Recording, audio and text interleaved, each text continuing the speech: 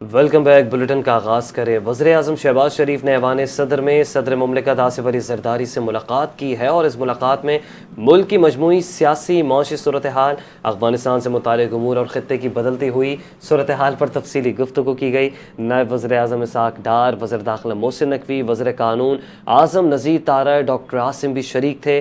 اس موقع پر مارکہ حق کے شہداء اور مسلح افواج کی پیشہ ورانہ صلاحیتوں کو خراج تحسین پیش کیا گیا۔ قومی دفاع کے لیے غیر متزلزل عزم کا اعادہ کیا گیا۔ صدر آصف زرداری نے کہا، مشرق وسطی میں کشیدگی اور سپلائی چین متاثر ہونے کے باوجود حکومت عوام کو زیادہ سے زیادہ ریلیف فراہم کرے۔ انہوں نے مہنگائی میں کمی اور اشیاء ضروریہ کی دستیابی یقینی بنانے کی بھی ہدایت کی۔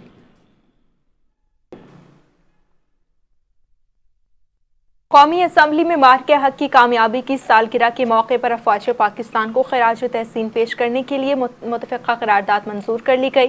وزیر قانون اعظم نذیر طارڑ نے ایوان میں قرارداد پیش کی، جس میں مارکہ حق میں کامیابی پر پوری قوم اور مسلح افواج کو مبارکباد دی گئی۔ قرارداد میں کہا گیا کہ ایوان میں پاک افواج کے ہم پیشہ ورانہ صلاحیتوں، جرات اور قربانیوں کو خراج تحسین پیش کرتا ہے۔ مارکہ حق میں قوم نے مکمل اتحاد کا مظاہرہ کرتے ہوئے افواج پاکستان کا بھرپور ساتھ دیا۔ قومی اسمبلی کے اجلاس سے خطاب کرتے ہوئے اسپیکر سردار ایاز صادق نے کہا کہ مارکہ حق میں پاکستان کو شاندار کامیابی حاصل ہوئی۔ پوری قوم اس مارکے میں اپنی مسلح افواج کے شانہ بشانہ کھڑی رہی، جبکہ پاک فضائیہ نے دشمن کے طیارے مار گرا کر اپنی برتری ثابت کی۔ مارکہ حق کی کامیابی کا 1 سال مکمل ہونے پر پنجاب اسمبلی میں قرارداد منظور کر لی گئی۔ قرارداد وزیر خزانہ پارلیمانی امور پنجاب مجتبیٰ شجاع الرحمان نے پیش کی، جسے متفقہ طور پر منظور کر لیا گیا۔ متن میں کہا گیا کہ مارکہ حق کے شہداء اور غازیوں کو زبردست خراج عقیدت پیش کرتے ہیں۔ یہ ایوان پوری قوم کو بھی خراج تحسین پیش کرتا ہے، جو اس نازک موقع پر ہم آواز یکجا مسلح افواج کے ہم قدم نظر آئی۔ اس مارکے کی کامیابی مسلح افواج کی بہادری کے ساتھ قومی اتفاق یگانگت کی مرہون منت ہے۔ متن میں لکھا گیا کہ مسلح افواج کی اس شاندار فتح نے دشمن کا غرور خاک میں ملا کر پوری قوم کا سر فخر سے بلند کیا۔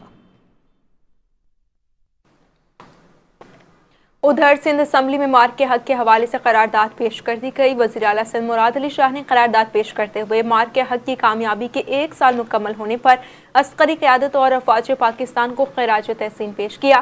مراد علی شاہ نے کہا کہ دشمن کو ایسا منہ توڑ جواب دیا گیا جو وہ برسوں یاد رکھے گا، جبکہ بھارتی جارحیت کا پوری قوم نے متحد ہو کر مقابلہ کیا۔ چیئرمین پیپلز پارٹی بلاول بھٹو زرداری نے سفارتی سطح پر پاکستان کا موقف بھرپور انداز میں دنیا کے سامنے رکھا۔ وزیر اعلیٰ سندھ نے مزید کہا کہ شہید ذوالفقار علی بھٹو نے پاکستان کے نیوکلیئر پروگرام کی بنیاد رکھی۔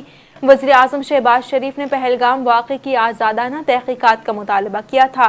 پہلگام فالس فلیگ آپریشن سے ہی بھارت کے عزائم واضح ہو گئے تھے۔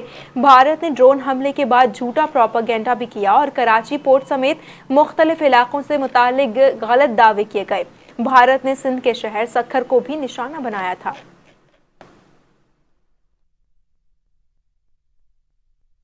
وزارت اطلاعات و نشریات نے مارکہ حق کی تاریخی کامیابی کا 1 سال مکمل ہونے پر قومی جذبے سے بھرپور خصوصی ملی نغمہ جاری کر دیا۔ معروف گلوکار شیراز اپل کی آواز میں اس نغمے کے بول بنیانو مرصوص ہمیشہ تیار ہیں ہم ریلیز کر دیا گیا۔ ملی نغمے میں 10 مئی کو پاکستان مونومنٹ میں منعقدہ مارکہ حق کی مرکزی تقریب کے دلکش مناظر شامل کیے گئے۔ نغمے میں صدر، وزیر اعظم، فیلڈ مارشل سمیت اعلیٰ سول عسکری حکام کی شرکت کے مناظر بھی دکھائے گئے۔ تینوں مسلح افواج کے چاق و چوبند دستوں کی پریڈ کے مناظر کو بھی نغمے میں نمایاں انداز میں عکس بند کیا گیا۔ قومی یکجہتی، دفاع وطن کے عزم اور مسلح افواج کی پیشہ ورانہ صلاحیت۔ اور اب آپ کو بتائیں کہ اسلام آباد بڑی تباہی سے بچ گیا۔ انٹیلیجنس اداروں نے بروقت کارروائی کرتے ہوئے خودکش حملے کا منصوبہ ناکام بنا دیا۔ خاتون خودکش بمبار کو بلوچستان سے گرفتار کر لیا گیا۔ وزیر اعلیٰ بلوچستان سرفراز بگٹی نے کوئٹہ میں پریس کانفرنس کرتے ہوئے کہا کہ انٹیلیجنس اداروں نے بروقت کارروائی کرتے ہوئے خودکش حملے کا منصوبہ ناکام بنا دیا ہے۔ گرفتار خاتون کچھ عرصے سے لاپتہ تھی اور اسے دہشت گردی کے کیمپ میں تربیت دی گئی تھی۔ خاتون کو اسلام آباد میں خودکش حملے کی مشن پر بھیجا گیا تھا۔ وزیر اعلیٰ بلوچستان نے یہ بھی کہا کہ دہشت گرد خواتین کو ٹریپ کر کے استعمال کرتے ہیں اور بین الاقوامی آقاؤں کو خوش کرنے کے لیے ان کا استحصال کیا جاتا ہے۔ خودکش حملہ نہ کرنے کی صورت میں خاتون کو اس کے والد کے قتل کی دھمکی دی گئی۔ سرفراز بگٹی نے واضح کیا کہ دہشت گردوں کا بلوچ عوام سے کوئی تعلق نہیں، ریاست دشمن عناصر معصوم افراد کو اپنے مذموم مقاصد کے لیے استعمال کر رہے ہیں۔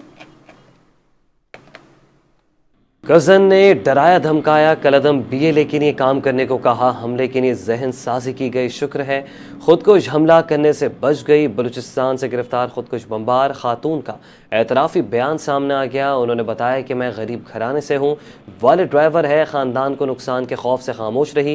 حقیقت بعد میں معلوم ہوئی، پولیس نے پکڑنے کے بعد باعزت طریقے سے محفوظ مقام پر رکھا، آگے پڑھنے اور بڑھنے کی خواہش کا بھی اظہار کیا۔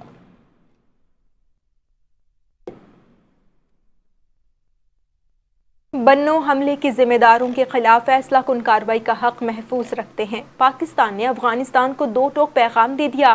دفتر خارجہ کی جانب سے جاری بیان میں کہا گیا کہ بنو میں 9 مئی کے دہشت گرد حملے میں 15 پولیس اہلکار شہید اور 4 افراد زخمی ہوئے۔ تحقیقات، شواہد اور تکنیکی انٹیلیجنس سے ثابت ہوا کہ حملے کی منصوبہ بندی افغانستان میں موجود دہشت گردوں نے کی۔ بنو حملے پر افغان ناظم الامور کو دفتر خارجہ طلب کر کے سخت احتجاجی مراسلہ تھما دیا گیا۔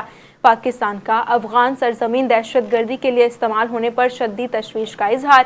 دفتر خارجہ کے مطابق اقوام متحدہ اور عالمی اداروں کی رپورٹس میں افغان سرزمین پر دہشت گرد تنظیموں کی موجودگی اور سرگرمیوں کا ذکر موجود ہے۔ پاکستان نے دوست ممالک کی ثالثی میں افغان طالبان سے کئی مذاکرات کیے، لیکن افغان طالبان دہشت گرد گروہوں کے خلاف مؤثر کارروائی میں ناکام رہے۔ پاکستان اپنی قومی سلامتی اور شہریوں کے تحفظ پر کوئی سمجھوتہ نہیں کرے گا۔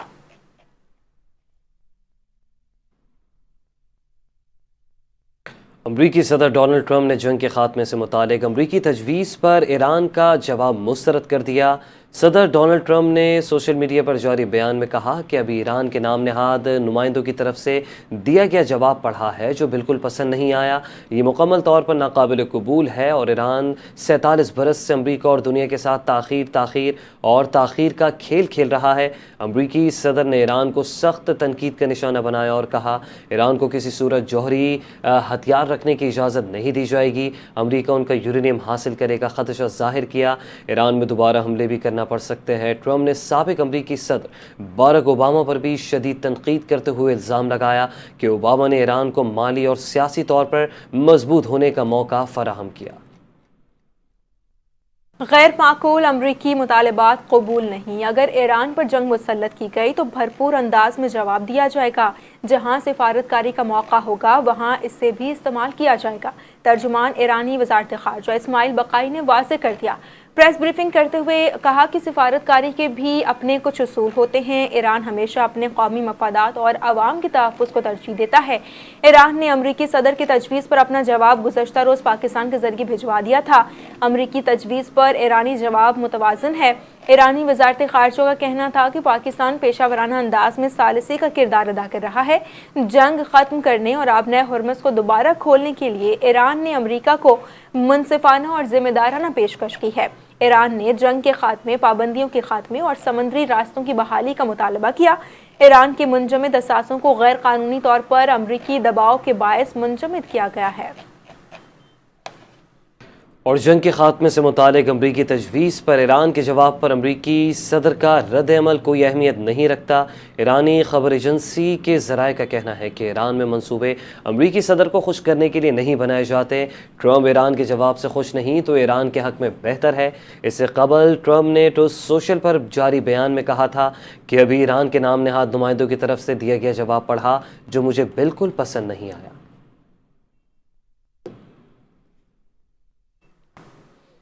نائب وزیر اعظم اسحاق ڈار اور سعودی عرب کے وزیر خارجہ شہزادہ فیصل بن فرحان کے درمیان ٹیلی فونک رابطہ ہوا ہے، جس میں خطے کی بدلتی ہوئی صورتحال اور باہمی دلچسپی کے امور پر تبادلہ خیال کیا گیا۔ ترجمان دفتر خارجہ کے مطابق رابطے کے دوران سعودی وزیر خارجہ نے خطے میں پاکستان کے تعمیری کردار کو سراہا، علاقائی امن و استحکام کے لیے اسلام آباد کی کوششوں خصوصاً ایران اور امریکہ کے درمیان جاری سفارتی رابطوں کے حوالے سے حمایت کا اعادہ کیا۔ دونوں رہنماؤں نے بحری سلامتی کے تحفظ کی اہمیت پر بھی غور کیا، جس میں آبنۂ ہرمز کی صورتحال شامل تھی۔ اس بات پر بھی اتفاق کیا کہ علاقائی اور عالمی پیش رفت کے حوالے سے قریبی رابطہ برقرار رکھا جائے گا۔ ایران نے جنگ کے خاتمے کی تجویز پر امریکہ کو بھجوائے گئے جواب میں یورینیم افزودگی عارضی طور پر روکنے پر آمادگی ظاہر کی۔ امریکی اخبار وال اسٹریٹ جرنل کا دعویٰ کہا گیا کہ ایران نے امریکہ کا 20 سال تک یورینیم افزودگی نہ کرنے کا مطالبہ مسترد کر دیا۔ اخبار کا کہنا ہے کہ ایران نے جنگ بندی آبنہ ہرمز مرحلہ وار کھولنے کی تجویز دی، ساتھ ہی ایران نے امریکی پابندیاں اور بحری ناکہ بندی ختم کرنے کا بھی مطالبہ کیا۔ ایران نے جوہری معاملات پر آئندہ 30 روز میں مذاکرات کی تجویز دی۔ منجمد اثاثوں کی بحالی، برآمد پر پابندیاں ختم کرنے کا بھی مطالبہ کر دیا۔ ایران نے اپنی جوابی تجاویز پاکستان کے ذریعے پہنچائی تھی۔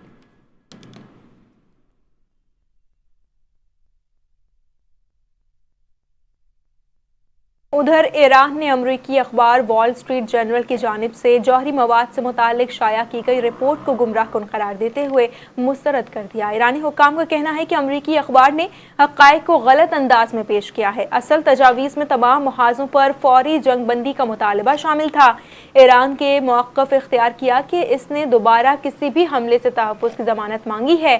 ایران کی جانب سے امریکہ سے تیل کی برآمدات سمیت تمام پابندیاں ختم کرنے اور بحری ناکہ بندی کے خاتمے کا مطالبہ بھی کیا گیا۔ ایرانی حکام کے مطابق تہران نے اپنے جواب میں بیرون ملک منجمد تمام ایرانی اثاثے بحال کرنے کا مطالبہ بھی شامل کیا ہے۔ پیٹرول زیادہ مہنگا ہونے کی وجہ 117 روپے فی لیٹر لیوی کا نفاذ ہے۔ عمر فاروق کی زیر صدارت سینٹ کی قائمہ کمیٹی برائے پیٹرولیم کا اجلاس ہوا۔ وزیر پیٹرولیم علی پرویز ملک اور پیٹرولیم ڈویژن حکام نے ارکان کو بریفنگ دی۔ علی پرویز ملک نے کہا کہ بجٹ میں IMF سے طے ہوا تھا پیٹرول پر لیوی 80 روپے فی لیٹر چارج کریں گے، لیکن جنگ کے باعث حالات بدل گئے۔ کہا کہ IMF کس کی منظوری کے لیے لیوی بڑھانا پڑی اور IMF ہدف کے مطابق ڈیزل اور پیٹرول پر لیوی 160 روپے تک لے جانا ہے اور موجودہ بحران سے نکلنے کے بعد پیٹرولیم مصنوعات کی قیمتیں ڈی ریگولیٹ کریں گے۔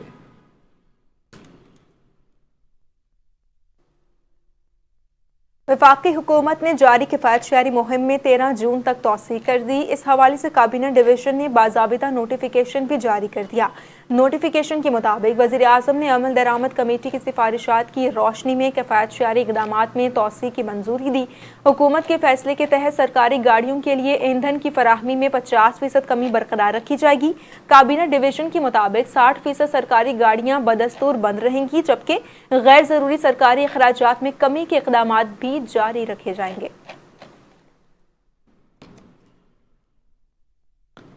تو دوسری جانب وزیر اعظم شہباز شریف کی زیر صدارت وزارت IT اور ٹیلی کام کے امور پر اجلاس ہوا، جس میں IT سیکٹر کی کارکردگی اور IT برآمدات میں اضافے سے متعلق امور کا جائزہ لیا گیا۔ وزیر اعظم کا کہنا تھا IT برآمدات میں اضافہ حکومت کی ترجیحات میں شامل ہے، اسے مؤثر انداز میں بروئے کار لایا جا سکتا ہے۔ انہوں نے آزاد کشمیر اور گلگت بلتستان میں آزاد خدمت مراکز کے قیام پر کام کرنے کی ہدایت دیتے ہوئے کہا اس منصوبے پر صوبوں کے ساتھ مل کر کام کیا جائے گا اور IT کے شعبے میں شہری اور دیہی علاقوں کے درمیان موجود فرق کو کم کرنا ضروری ہے تاکہ ڈیجیٹل ترقی کے ثمرات پورے ملک میں یکساں پہنچ سکے۔ سندھ کے سینئر وزیر شرجیل انعام میمن کی زیر صدارت محکمہ اطلاعات کا اہم اجلاس منعقد ہوا، جس میں میڈیا، فلمی منصوبوں اور حکومتی تشہیری حکمت عملی کا تفصیلی جائزہ لیا گیا۔ اجلاس کے دوران میڈیا ہاؤسز اور صحافیوں کے لیے حکومت سندھ کے اقدامات اور سہولیات پر غور کیا گیا۔ محکمہ اطلاعات کے تحت مکمل ہونے والے فلمی منصوبوں کے مستقبل، تشہیر اور مؤثر استعمال سے متعلق اہم فیصلے کیے گئے۔ شرجیل میمن نے کہا کہ فلمی منصوبوں کا مقصد قومی بیانیے کو فروغ دینا اور معاشرے میں مثبت رجحانات کو اجاگر کرنا ہے۔ حکومت سندھ فلمی صنعت کی بحالی اور فروغ کے لیے سنجیدہ اقدامات کر رہی ہے۔ سندھ کی ثقافت، تاریخ اور معاشرتی خوبصورتی کو جدید انداز میں دنیا کے سامنے پیش کرنا حکومت کی ترجیح ہے۔ حکومت سندھ میڈیا ہاؤسز اور صحافیوں کے ساتھ تعاون کو مزید مضبوط بنانا چاہتی ہے۔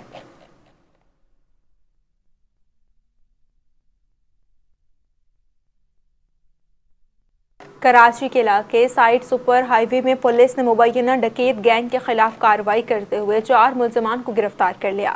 پولیس کے مطابق ملزمان واردات کے بعد فرار ہو رہے تھے۔ گشت پر موجود اہلکاروں نے انہیں روکنے کی کوشش کی، جس پر فائرنگ کا تبادلہ بھی ہوا۔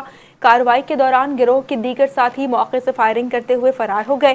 گرفتار ملزمان کے قبضے سے اسلحہ، چھینی گئی نقدی، موبائل فون اور وارداتوں میں استعمال ہونے والی موٹر سائیکلیں برآمد کر لی گئی۔ पुलिस के मुताबिक मुल्ज़िमान ने इब्तदाई तफ्तीश में मुतअद्दिद वारदातों में मुलव्विस होने का एतराफ़ किया है, जबकि उनके खिलाफ शवाहिद इकट्ठे करने के लिए CCTV फुटेज भी हासिल कर ली गई हैं। फरार मुल्ज़िमान की गिरफ्तारी के लिए छापे मारे जा रहे हैं।